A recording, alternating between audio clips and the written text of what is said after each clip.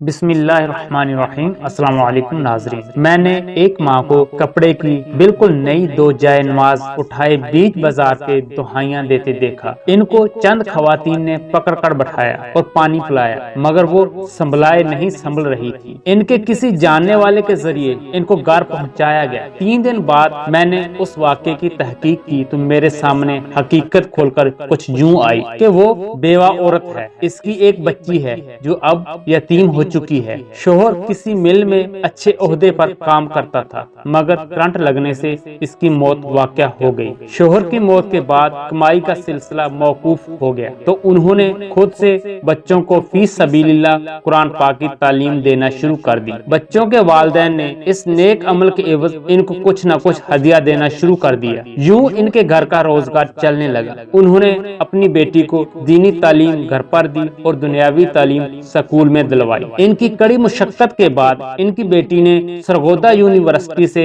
MBA کیا اور تعلیم مکمل ہوتے ہی انہوں نے بیٹی کی شادی کی تیاری شروع کر دی۔ نیک ماں کی تربیت تھی، لہٰذا یونیورسٹی کے جدید ترین ماحول میں رہنے کے باوجود ان کی بیٹی نے اپنا ہمسفر خود چننے کی بجائے یہ حق ان کو ہی دے دیا۔ بہت سوچ بچار کے بعد انہوں نے اپنی بیٹی کا رشتہ اپنے بھتیجے سے طے کر دیا۔ گو کہ نیک سیرت اولاد ہونے کی وجہ سے ان کی بیٹی کے لیے بہت سارے رشتے آئے، جس میں پڑھے لکھے اور مذہبی لوگوں کے گھرانے بھی شامل تھے۔ مگر شمع ہارون نے سوچا کہ میری بیٹی کو جو سکھ میرے بھائی کے گھر مل سکتا ہے وہ کہیں اور نہیں مل سکتا، لہٰذا بنا اپنے بھتیجے کی جانچ پرکھ کیے انہوں نے اپنی بیٹی کا نکاح کر دیا۔ نکاح کے بعد بھابھی کی طرف سے ڈیمانڈ شروع ہو گئی، مگر چونکہ پوری کرنا ممکن نہ تھا لہٰذا منت سماجت کر کے بیٹی کو رخصت کر دیا گیا۔ شادی اور ولیمہ گزر گیا، مگر شادی کے 1 ماہ بعد ہی ان کی بیٹی کو تشدد کا نشانہ بنا کر گھر بھیج دیا گیا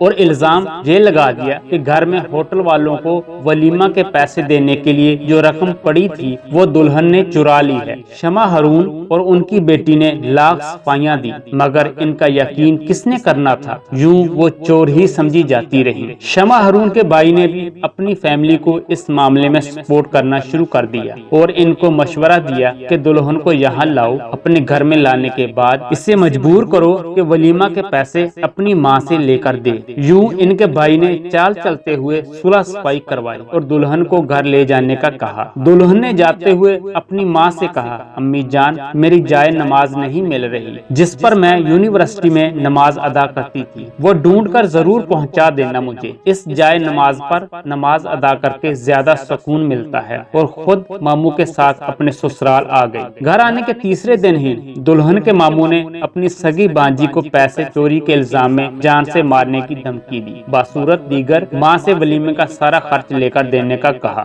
دلہن نے ماں سے پیسے لے کر دینے سے انکار کر دیا۔ انکار سنتے ہی اس کے شوہر نے جو رشتے میں اس کا ماموں زاد بھی تھا چھرے کے وار کر کے اسے جان سے مار دیا۔ دوسری طرف شمع ہارون لاکھ ڈھونڈنے کے باوجود بھی اپنی بیٹی کی پرانی جائے نماز نہ ڈھونڈ سکی اور اس کے لیے 2 نئی جائے نمازیں خرید لی، مگر ابھی خرید کر بازار سے نکلی بھی نہ تھی کہ اسے بیٹی کی موت کی خبر ملی تو اس نے رونا پیٹنا شروع کر دیا۔ کسی جاننے والے نے انہیں گھر پہنچایا۔ بعد ازاں وہی جائے نمازیں واپس کر کے کچھ پیسے اور ڈال کر اسی دکان سے انہوں نے اپنی بیٹی کا کفن خریدا۔ یہ محلے کی تاریخ میں پہلا جنازہ تھا جس کے بعد نہ یہ اعلان ہوا تھا کہ لوگ کھانا کھا کر جائیں، نہ ہی یہ اعلان ہوا تھا کہ کسی نے لین دین کرنا ہو تو محرومہ کی ماں سے رابطہ کر لے، کیونکہ ماں کے پاس تو کچھ تھا ہی نہیں۔ موت کے دوسرے اور تیسرے دن آنے والے مہمانوں کے لیے کھانا محلے والوں کی طرف سے چندہ جمع کر کے بنایا گیا تو اس پر بھی شمع ہارون کے ظالم بھائی نے لہجے میں فرعونیت لاتے ہوئے کہا تھا کہ جتنا خرچہ اس کی موت اور جنازہ پر کیا ہے اتنا خرچہ اس ولیمے پر کر دیتی